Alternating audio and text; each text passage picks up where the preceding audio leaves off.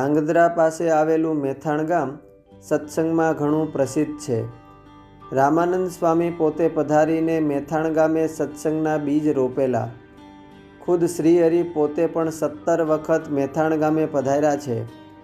ગામના ક્ષત્રિય દરબાર પૂજાજી ઝાલાના બેન જીજીબા પણ ગુરુદેવ રામાનંદ સ્વામીના પરમ શિષ્ય હતા. સ્વામીની કૃપાએ તેઓ સમાધિ સિદ્ધ અને બ્રહ્મ સ્થિતિને પામ્યા હતા. એક વખત શ્રીહરિ મેથાણ પધાર્યા હતા. સર્વ ભક્તોએ ગામમાં શ્રીહરિનું સામૈયું કર્યું. મંગળ ગીતો ગાતા ગાતા ધામધૂમથી શોભાયાત્રા કાઢી. શ્રીહરિનો ઉતારો પૂજાજી બાપુના દરબારગઢમાં હતો. જીજીબાએ દોડી દોડીને સૌની આગતા સ્વાગતા કરી. સર્વે સંતો ભક્તોને ઉતારા કરાવ્યા.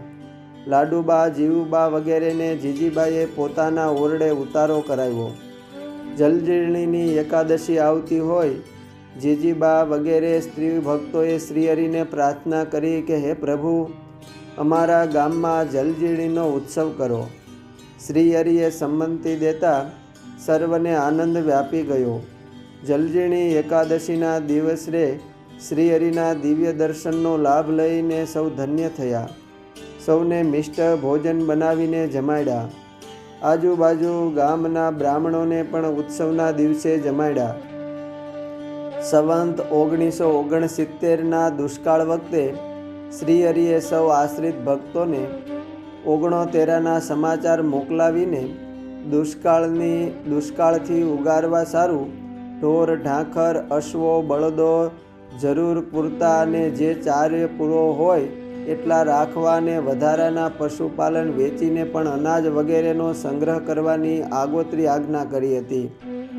આ વખતે શ્રીહરિએ પોતે મેથાણ આવીને દરબાર પૂજાજીને તથા અન્ય સૌ સાથે દુષ્કાળથી ઉગરવા સારું અનાજ તેમજ પશુ સારું ચાર પૂળાનો સંગ્રહ કરવા કહ્યું હતું.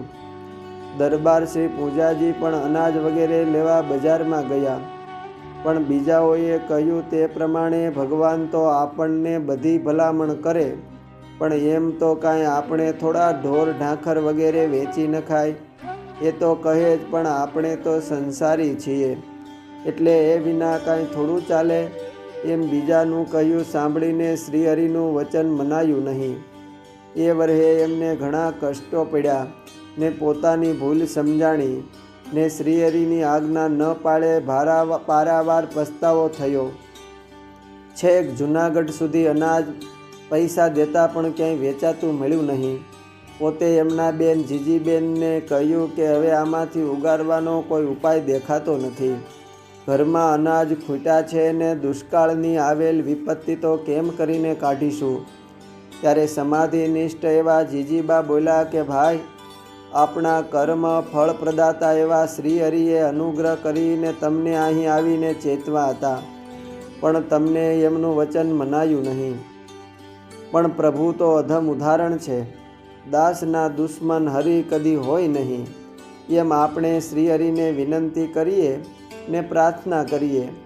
મને ભરોસો છે કે શ્રીહરિ આપણી રક્ષા ચોક્કસ કરશે જ. જીજીબાની ભલામણે દરબાર શ્રી પૂજાજીનો આખોય પરિવાર શ્રીહરિને પ્રાર્થના કરવા બેઠો.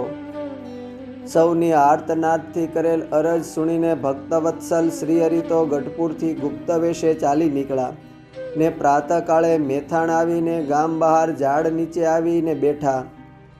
અને દેવરામ વિપ્રને સમાચાર મોકલાવ્યા કે તમારા સાચા સગા આવ્યા છે, તો તત્કાળ એમને લેવા આવો. દેવરામ વિપ્ર સાચા સગા તો શ્રીહરિ જાણીને દોટ દેતા આવ્યા અને ઘેર તેડી આવ્યા. શ્રીહરિએ એમની સાથે વદાડ કર્યો કે અમને એકાંતમાં રહેવું છે ને ઘરની પાછલી ઓસરીએ એકાંતમાં રહ્યા. દેવરામ વિપ્રને કહ્યું કે અમે અહીં તમારા ઘરે આવ્યા છીએ એ કોઈને કહેશો નહીં. રામાનંદ સ્વામીની કૃપાએ જીજીબા પોતે સમાધિનિષ્ઠ દશાને પામેલા હતા. એમણે સમાધિમાં જ શ્રીહરિને પોતાના ગામમાં પધાર્યા હોવાનું જાણી લીધું. જીજીબાઈએ તુરત જ એમના ભાઈ પૂજાજીને દેવરામ વિપ્રને ઘેર જવા અને ઠપકો આપે તો પણ સાંભળીને માફી માગજો એવી ખાસ ભલામણ કરીને મોકલા. દરબાર પૂંજાજી દેવરામ વિપ્રના ઘરે આવીને શ્રીહરિને અશ્રુભીની આંખે વિનંતી કરીને પોતાને ઘેર લઈ આવ્યા. જીજીબાઈએ શ્રીહરિને ચોખલીએ વધાવ્યા, પોતાના દરબારગઢની ઓસરીએ પધરાવ્યા. શ્રીહરિએ એમને દુષ્કાળના તમામ સમાચાર પૂછતા કહ્યું કે તમારી અરજ સુણીને અમે તુરત જ કોઈને કહ્યા વગર જ ચાલી નીકળ્યા ને મેથાણ આવ્યા. પૂજાજી તમે ગાડું જોડીને જેતલપુર જાઓ ને રામદાસભાઈને મળજો, એ બાજરો વગેરે અનાજની વ્યવસ્થા કરી આપશે. અમે તમને ભલામણનો કાગળ લખી આપીએ છીએ, એ એમને આપજો. આમ કહીને ભાઈ રામદાસ સ્વામી પાસે ભલામણ પત્ર લઈને તુરત જ મોકલા અને દુષ્કાળના વરહમાં એમની સહાય કરી.